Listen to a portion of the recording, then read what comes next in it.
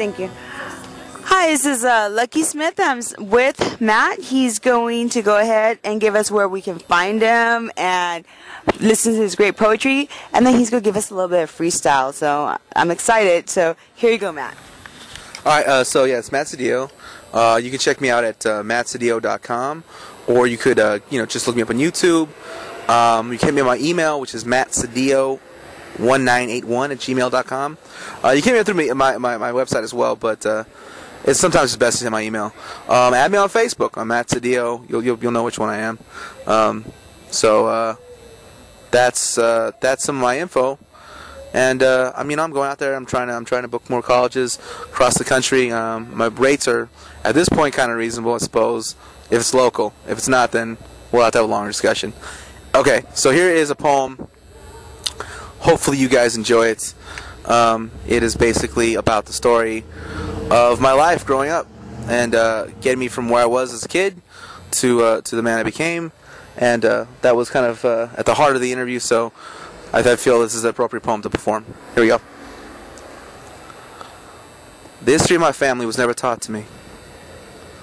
I climbed my family tree like Helen Keller, deaf, dumb, and blind, piecing together what it meant to be Mexican, what it meant to be American, in a broken home under joint custody in the historically and still Mexican section of Greater East Los Angeles. My father, raised by the belt buckle, raised by parents who would go months without speaking, raised me under the influence of the bottle. Under his raised voice, under his raised fist, he raised a stuttering and shell-shocked child, horrified and contemptuous. My mother, raised with love, raised with encouragement, raised as a second born of first generation, born in a new country, a beautiful and curious woman, raised me with a library card.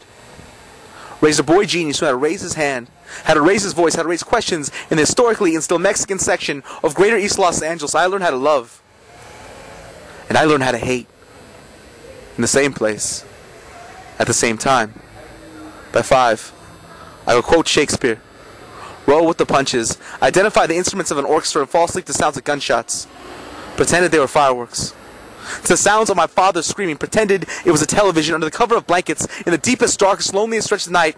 By flashlight, I learned how to read, or pretend to be asleep to avoid life.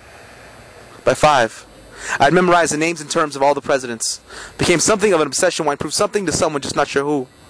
By 8, thinking he'd be proud of me, I told my father I could see myself in that Oval Office before he sat me down and said, "Son, we're Mexican, and this is America. That it's never going to happen." The history of my family was never taught to me. I climbed that family tree bitter and thorny. Heard stories how my great-grandfather died sick off the Colorado Black Line. He got slaving away in the coal mines of America.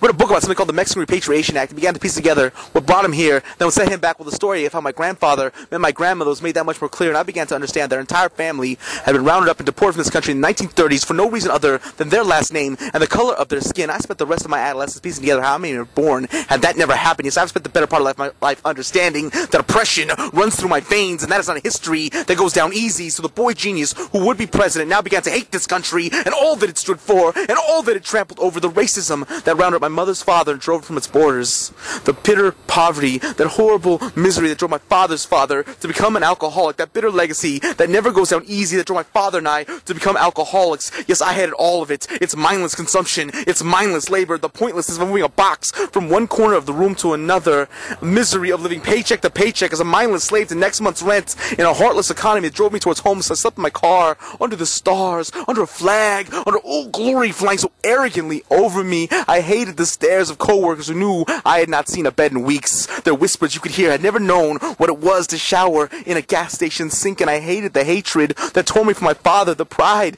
that kept me from my mother. When I lost that job, I shot through my days aimlessly, beaten down by the summer heat like a stray dog, wandering the summer streets, and I remembered my mother reading me Shakespeare and all that I was supposed to be, some kind of genius, some kind of prodigy, but now homeless, and I hated this country and all that it stood for, a government supposedly for and by the people that never had anything to offer me but debt, with jobs that robbed my time and energy of all meaning and value, and took until there was nothing left in this cruel joke of a meritocracy which now seemed poised, guiltless and indifferent to lead me to my death. Yes, I hated all of it, but not so much nearly as I hated myself. And I found myself drunk and debased, barely able to stand, barely still a man, in a walking, talking, drunken coma, sleepwalking through a childhood sanctuary. I found myself drunk at the library, applying for a card.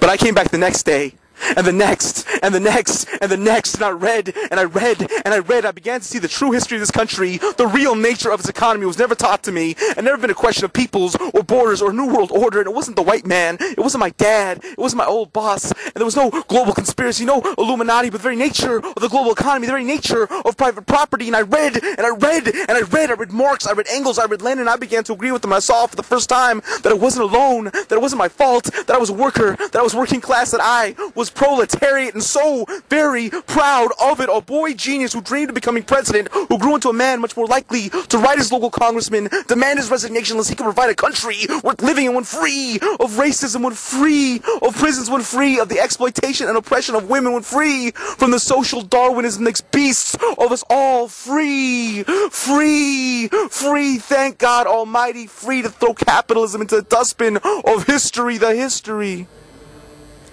of my family, the meaning of my life, the truth about the world and my place within it was never taught to me, because there are some things you have to learn for yourself. Thank you, I'm Matt Cedillo. That was amazing. This is Lucky Smith, and I'm signing off. Thank you.